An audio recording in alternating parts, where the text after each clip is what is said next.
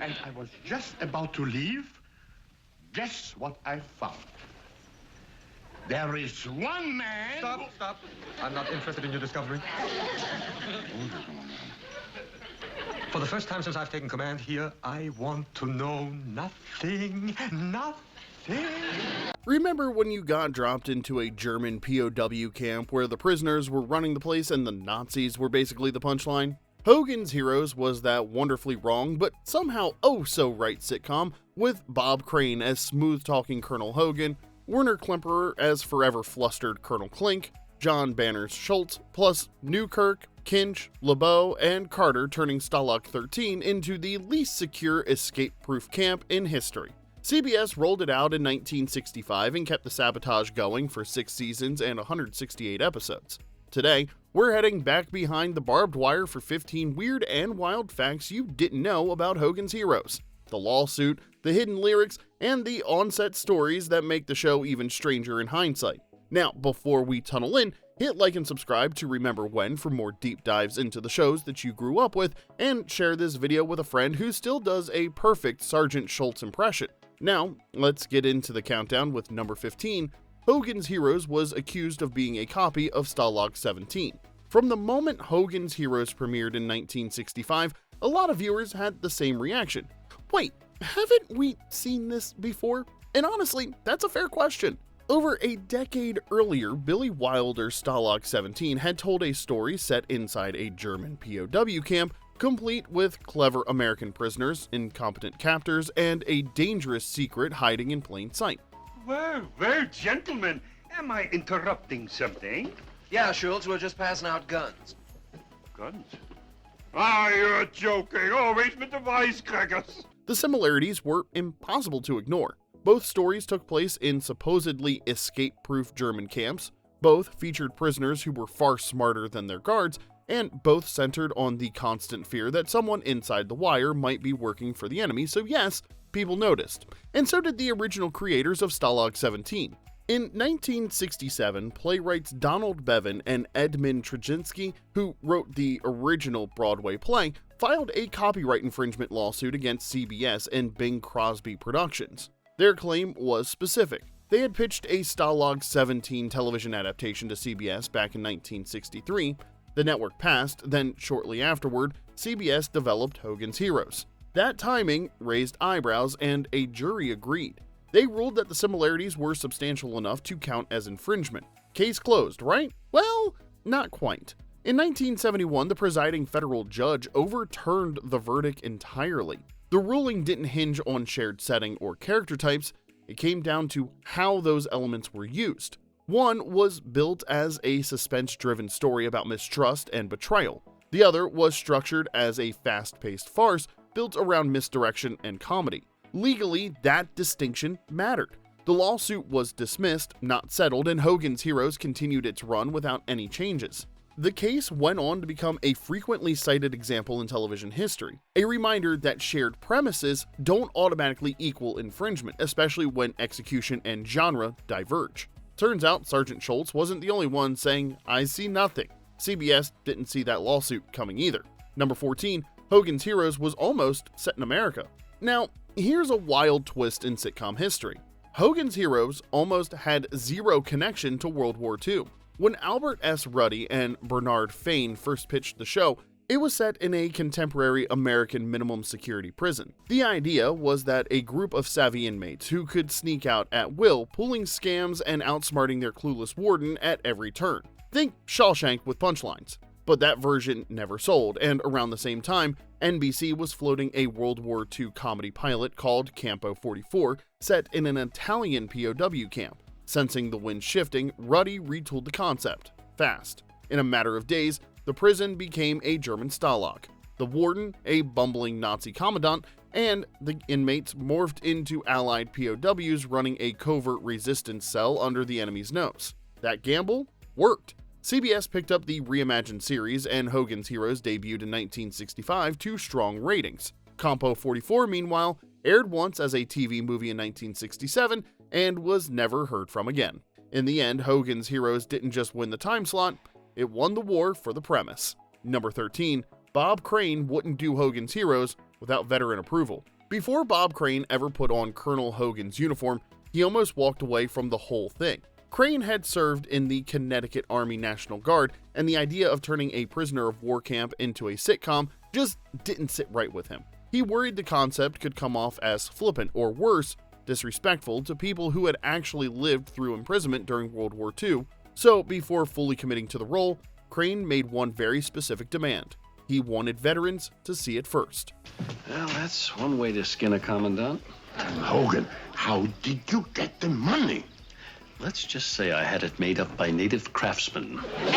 Crane requested that early footage, essentially the pilot episode stripped of its laugh track and music, be sent to veterans organizations and former POW groups for feedback. The goal was simple.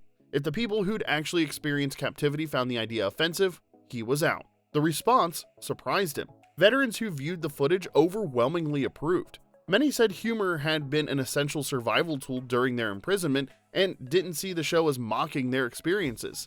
Instead, they viewed it as a story about resilience, intelligence, and outwitting an oppressive system. Only after receiving that approval did Crane officially agree to play Colonel Robert Hogan. As the show grew into a hit, Crane reportedly continued checking in with veterans, sometimes visiting VFW halls to talk directly with former service members and make sure they were still comfortable with how the series portrayed wartime experience. For a sitcom remembered mostly for laughs, Hogan's Heroes was built on an unusually serious foundation. It didn't make fun of prisoners, it made fun of tyranny, and that distinction mattered, then and now. Number 12, the Hogan's Heroes theme had lyrics you never heard on TV. You know that catchy march from Hogan's Heroes, the one that's been stuck in your head for decades?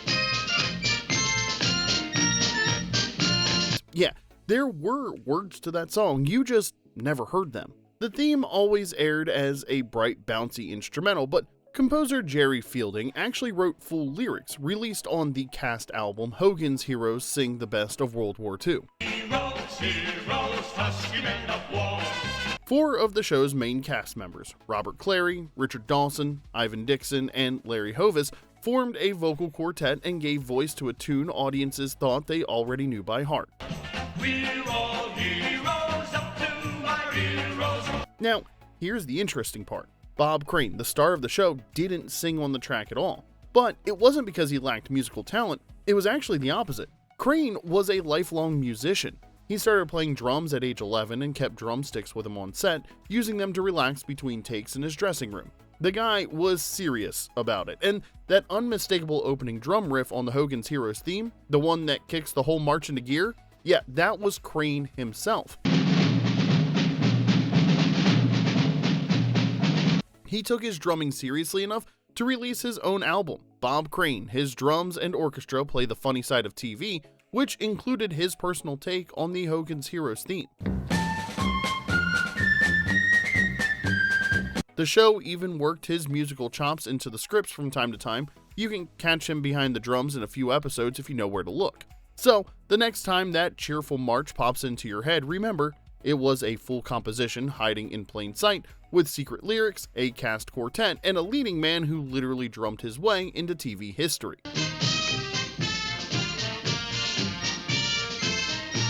Number 11, it was always winter, even in 90-degree heat.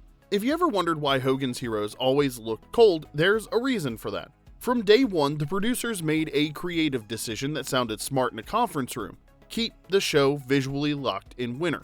Snow on the rooftops, frost on the ground, heavy coats on everyone, episode after episode, season after season. The logic made sense. By freezing Stalag 13 in perpetual winter, they avoided continuity headaches. No worrying about whether the trees look the same 6 months later, no mismatched lighting between episodes, just one consistent cold-looking POW camp. Great idea, but there was one small problem. Hogan's Heroes was filmed in Southern California. So, while the show looked like frozen Europe, the cast and crew were often baking in brutal summer heat. There were no shortcuts. If you were on camera, you were dressed for a blizzard, even if the sun was beating down on you like it was August in the valley. And then there was the snow itself. In the early seasons, production used actual salt to create the look of snow on rooftops and the ground. It photographed well, but it was a nightmare to maintain. It was messy, corrosive, and constantly needing touch-ups. Eventually, someone wised up and said, why don't we just paint everything white? So they did. Problem solved. The fake snow stayed put, held up under the California sun, and the crew didn't have to keep hauling bags of salt around like they were prepping for a New England ice storm. The end result was visual consistency at the cost of physical comfort. Hogan's Heroes may have looked like a crisp winter comedy on screen, but behind the scenes, it was a sweat-soaked endurance test. Every laugh, every scheme, and every march across that compound happened under layers of fake frost and very real heat. It's one of those classic TV illusions. The audience sees snow and shivers, but the cast seeing snow tries not to pass out. Number 10, Hogan's Heroes became a surprise cult phenomenon in Germany. Now, here's something nobody saw coming. In the early 1990s, Hogan's Heroes became an unlikely cultural hit in Germany. Yeah, Germany, where they called it, and pardon my pronunciation, but I believe it's Ein Kaffee Wallerhalden. Translation, a cage full of heroes. Now, here's what's interesting. When the show first aired there in 1992, it flopped. German audiences didn't warm up to the idea of a sitcom set in a Nazi POW camp, especially with a straight dub that didn't quite land. So the TV channel made a drastic choice. They completely rebuilt the show. Instead of sticking to the original scripts, the German version leaned fully into farce. The Nazi officers were stripped of any remaining authority by giving them exaggerated regional accents, the kind Germans associate with comedy, not command. Colonel Klink became high-strung and fussy. Sergeant Schultz, who was always blissfully oblivious in the original, somehow became even more dim-witted. These military men became walking punchlines. The dialogue got a total overhaul too. Anything that sounded official or intimidating was gone. Military salutes and formal phrases were swapped out for deliberately goofy, meaningless lines, and even when characters were supposed to sound serious, the goofy dubbed lines undercut any real authority. The war itself got softened. Acts of sabotage weren't aimed at weapons or military targets, they were redirected toward absurd, low-stakes nonsense that felt more like sitcom hijinks than actual resistance. And then there was the housekeeper. The German dub invented an entirely new running gag involving an unseen woman frequently referenced as Colonel Klink's housekeeper, and implied romantic complication. She never appeared on screen, and she never existed in the original American series, but she became one of the most popular jokes in the German version. For German audiences, this reimagined Hogan's Heroes served a very specific purpose. By turning Nazi authority figures into incompetent buffoons, the show let viewers laugh at a painful chapter of history without glorifying it or pretending it didn't happen. The power dynamic flipped completely, the regime wasn't efficient or terrifying, it was actually ridiculous, and that approach worked. The series aired for years in late-night syndication, reportedly outlasting some better-known American hits like Seinfeld in German TV rotation. Not bad for a sitcom that many assumed wouldn't work outside the US, let alone inside of Germany. Number 9, the Nazis were played by Jewish actors who lived through the war. Alright, now we're going to shift gears here for a moment because behind all the laughs, there's a story that puts everything in perspective. Several of the actors playing German officers on Hogan's Heroes weren't just acting opposite Nazis, they were Jewish men who had personally suffered because of them. Werner Klemperer, who played Colonel Klink, was born in Cologne to a Jewish family. Why didn't I go to spy school when I had a chance? They said I was talented. Anything I can do, Herr Commandant? Yes, get me 5,000 marks. In 1933, as Hitler rose to power, his family fled and eventually settled in the United States. During World War II, Klemperer served in the U.S. Army, performing with Army Special Services to entertain troops. When he accepted the role of Klink, he made one demand. The character could never be written as competent or successful. Klink could be ridiculous, cowardly, even pathetic, but never admirable. Klemperer would make sure of that. John Banner, who played Sergeant Schultz, was an Austrian Jew who fled Europe as the Nazi regime expanded. His parents and other family members were later murdered in concentration camps. Banner served as a supply sergeant in the U.S. Army Air Forces during the war. He often said Schultz wasn't meant to be a true believer, just a frightened man trying to stay alive. Leon Askin, who played General Burkhalter, was born Leo Ashkenazi in Vienna. In 1933, he was arrested and beaten by the SS, an attack that left him with a permanent facial scar visible throughout the series. He fled to the United States in 1940 and served in the U.S. Army Air Forces. Both of his parents were murdered at Treblinka. Howard Kane, who played the menacing Major Hochstetter, was American-born but also served during World War II before his acting career began. And then there was Robert Clary. Clary, who played Corporal LeBeau, was a French Jew and an actual Holocaust survivor. At just 16 years old, he was deported to concentration camps and spent 31 months imprisoned, including time at Buchenwald. He was liberated in 1945. His parents and 10 of his siblings were murdered at Auschwitz. For Clary, the show worked because it kept the focus narrow, prisoners outsmarting guards, without blurring it with the horrors of what happened behind the fence. He later said the show allowed him to make fools of the people who had tried to destroy his family and his culture. So when Colonel Klink lost, and when Schultz looked the other way, and when Nazi authority collapsed into incompetence, that wasn't an accident. The Nazis were jokes on purpose. The prisoners were heroes by design, and the people telling that story had earned the right to tell it. Number 8. Larry Hovis refused to take off his wedding ring. Larry Hovis had one rule on the set of Hogan's Heroes: the ring stays on. Despite playing Sergeant Andrew Carter, a character clearly written as a lifelong bachelor, Hovis refused to remove his real-life wedding ring while filming. Lettuce and tomatoes and whiskey? Now what kind of an order is that? It's for a drunken vegetarian. Gentlemen's. He'd been married to his wife, Ann Corrigan, since 1955, and as far as he was concerned, the ring wasn't a prop and it wasn't negotiable. Now, from a realism standpoint, this was a problem. In an actual German POW camp, personal jewelry like a wedding band would almost certainly have been confiscated, but Hovis wasn't budging, so the production decided to work around him instead of fighting him on it. And that led to some creative problem solving. For most of the series, Carter is constantly wearing gloves, even in scenes where gloves make absolutely no sense. When gloves weren't an option, directors carefully blocked shots so Hovis's left hand stayed out of frame, tucked in a pocket, or hidden behind a prop. The mission was simple: don't let the ring show. There were even moments where the show leaned into plausible deniability. When Carter impersonated German officers, the ring was occasionally left visible, with the assumption that audiences would just chalk it up to part of the disguise. Eagle-eyed fans occasionally spotted it in other episodes, but instead of being an embarrassing error, it became a piece of beloved trivia. Larry Hovis remained married to Ann Corrigan for 40 years until her death in 1995.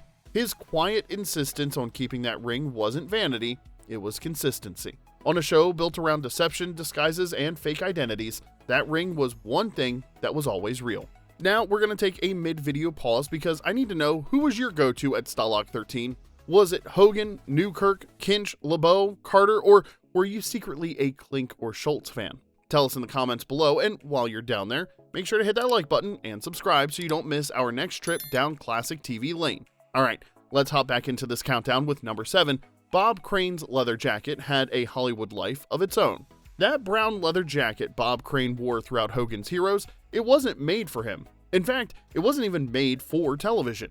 The jacket was a Western Costume Company bomber jacket styled after a World War II era A-2 flight jacket, and it had already seen action on screen before Colonel Hogan ever touched it. Your friend Wilhelm's going to be waiting for us at the munitions dump. Meanwhile, back at the jail, we're going to spring Newkirk and the others. Hey, hold on. Wait a minute, Colonel. You mean we're going to blow that munitions dump and spring Newkirk all in one night? Kinch, can I help it if I'm greedy?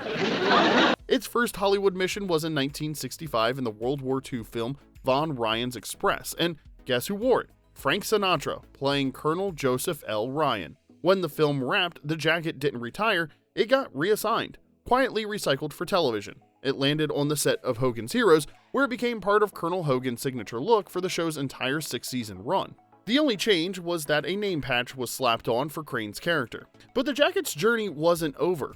Decades later, it made one more unexpected appearance. In the 2002 biopic Otto Focus, which chronicled Bob Crane's life and murder, actor Greg Kinnear wore the jacket while portraying Crane. And you are running the most brutal prison camp in all of Germany. I am. And here's the thing, it wasn't a replica. Crane's son, Robert David Crane, loaned the original piece to the production. That's the kind of detail that gives you chills if you think about it for too long. After that, the jacket hit the auction block. In 2009, it went up for sale at Christie's, and someone reportedly paid $40,000 for it. That was twice the high estimate. The lot also included Crane's military-style El Becco shirt and a set of attachable service pins, but let's be honest, they were paying for the jacket. Then in 2015, the Liberty Aviation Museum in Ohio scooped it up, and that's where it lives today on permanent display. But here's the best part. It's not alone. The exhibit reunites Crane's jacket with Colonel Klink's uniform and Sergeant Schultz's overcoat, bringing the main character's signature props back together for the first time since the show ended. The leather jacket was a working piece of Hollywood history, one that served multiple productions and multiple generations without ever missing a cue. Number 6, Colonel Klink's terrible music was the ultimate inside joke. 1, 2, 3.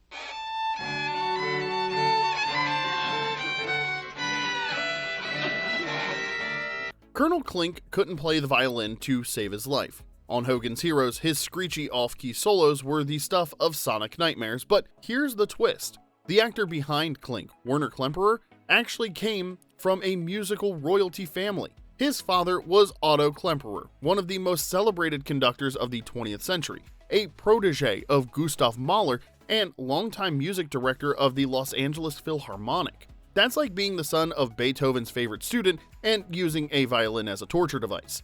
Werner didn't inherit his dad's musical genius, but he was no slouch either. He played piano and violin, sang in stage productions, and even narrated for American symphony orchestras later in life. In 1987, he earned a Tony nomination for Cabaret on Broadway. So yes, Klink's awful violin playing was part of the joke. The son of a master conductor pretending to butcher classical music for laughs. Number 5. Ivan Dixon's role quietly broke barriers on 1960s television. When people talk about Hogan's Heroes, names like Bob Crane or Werner Klemperer usually come up first. But one actor quietly broke more ground than almost anyone else. Ivan Dixon, known to millions as Staff Sergeant James Kinch Kincheloe. In a 1960s television landscape where black characters were often stuck in narrow or stereotypical roles, Dixon's portrayal stood apart. Kincheloe was the team's communications expert. He was calm, skilled, and technically indispensable. He managed enemy transmissions, intercepted calls, and could mimic German officers with uncanny precision. At the time, Dixon was one of the few black male actors in a regular, non-stereotypical primetime role, alongside Bill Cosby on I Spy and Greg Morris on Mission Impossible. Critics praised Dixon for bringing a quiet dignity to a character who could have easily been written as a sidekick. Viewers admired Kinch for his intelligence and tactical importance. He wasn't officially Hogan's second in command, but he often felt like the most trusted man in the room. Still, the role had limits. As the series went on, Dixon reportedly grew frustrated with Kinch's shrinking screen time and lack of character development. Answer from the underground, Colonel. They got information on the first convoy. When? They won't transmit it by radio. Too risky. You expect us to guess at it? Well, they want someone to meet one of their people at the Hofbrau in Hammelburg tomorrow night. And that's not risky? After 5 years, he decided to leave. But his story didn't end there. Dixon was also a civil rights activist, serving as president of Negro Actors for Action, and he went on to become one of the first black directors to work regularly in network television. His credits include The Waltons, The Rockford Files, Magnum P.I., and Quantum Leap. Kinch ran communications at Stalag 13. Ivan Dixon opened doors in Hollywood. Number 4, Richard Dawson was the secret weapon behind almost every escape. If Colonel Hogan was the strategist of Hogan's Heroes, then Richard Dawson was the Swiss Army knife that made the plan actually work. As Corporal Peter Newkirk, Dawson played the ultimate jack-of-all-trades, master of none. The guy you called when the scheme required a voice, a uniform, a forgery, or a distraction that absolutely could not fail. He's mad, you know. The whole thing's mad. Kind of primitive alongside of the tunnels we've got. Right. We could be at this for months.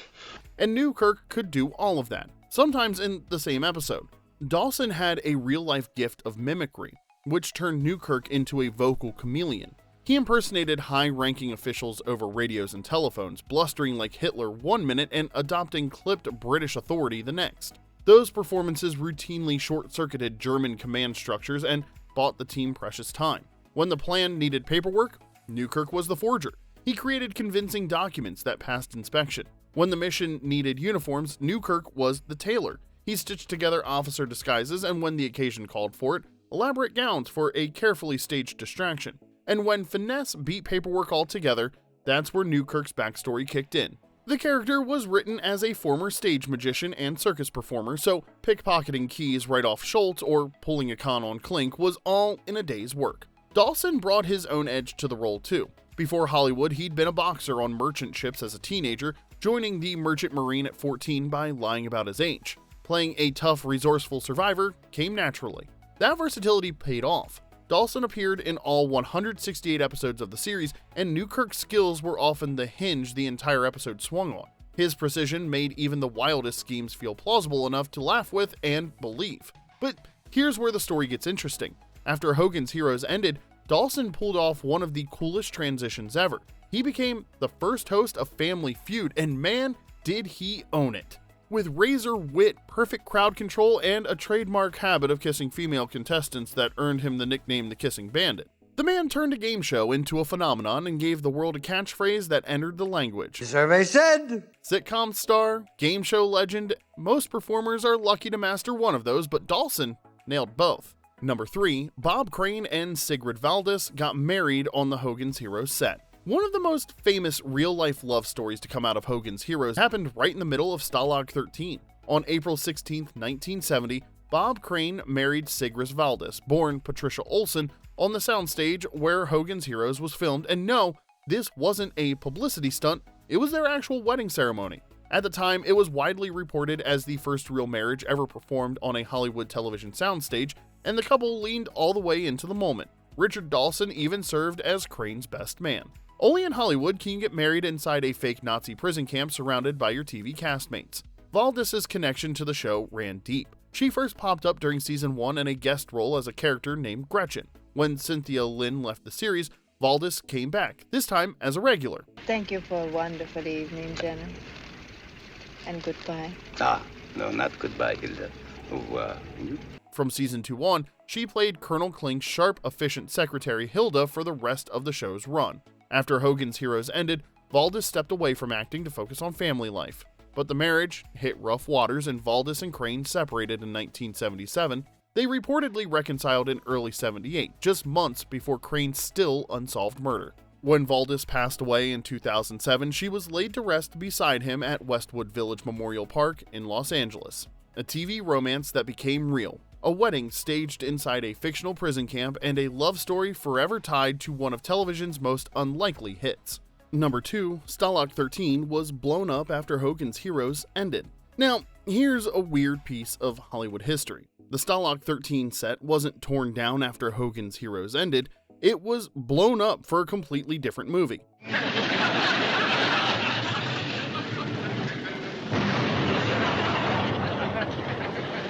Frankly, General, I thought it was a lousy neighborhood anyway.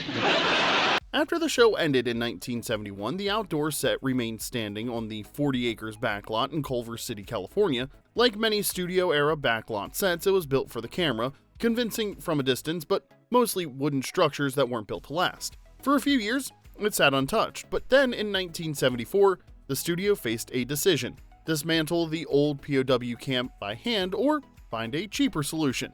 They went with cheaper and louder. Rather than pay for traditional demolition, the studio gave the green light to a film crew with a radically different tone. The exploitation movie Ilsa, She-Wolf of the SS, a grim, low-budget shocker, was granted permission to destroy the set during its final scenes. Explosives provided the spectacle, fire sealed the deal, and by the time the camera stopped rolling, Stalag 13 was a smoldering memory. It was a win-win. Ilsa got a climactic finale, the studio saved on demolition costs, and in the process, one of TV's most unlikely sets got a final send-off that no one could have scripted. Stalag 13 didn't fade quietly, it didn't crumble, it went out in flames, captured on film, one last time. Number 1, Hogan's Heroes was a casualty of CBS's infamous Rural Purge. For a show that spent 6 seasons outwitting the enemy, Hogan's Heroes ultimately lost a battle it never saw coming. And the enemy wasn't Germany, it was CBS. Yes, Hogan's Heroes was canceled as part of what television history now calls the Rural Purge, one of the most ruthless schedule overhauls in broadcast history. Now, here's what happened. In the early 1970s, CBS made a dramatic strategic shift. The network decided that popularity alone wasn't enough anymore. They didn't just want viewers, they wanted young viewers, urban viewers, the kind advertisers were suddenly willing to pay a premium for. At the time, Hogan's Heroes was still pulling respectable ratings, but CBS executives believed its audience skewed older and more rural, and that made it expendable. So even solid performers got shown the door, and Hogan's Heroes wasn't alone. Long-running hits like the Beverly Hillbillies and Green Acres were acts too, despite decent viewership. We've covered both those shows and the Rural Purge before in different videos, so check those out after this one. Now, a lot of people don't realize Hogan's Heroes was part of the Rural Purge because unlike those other shows, it wasn't set on a farm or in a small town, but the Purge was never really about setting, it was about demographics. And if your audience skewed old or rural, your show was on the chopping block, no matter where it took place. Hogan's Heroes aired its final episode in April of 1971. Hogan's Heroes didn't lose its audience, the audience lost its seat at the table. And there you have it, 15 weird and wonderful facts about Hogan's Heroes. Which one blew your mind the most, and which one did we miss? Let us know in the comments section below, hit like if you enjoyed this video, and subscribe for more deep dives into the shows you grew up with. Until next time, this is Remember When.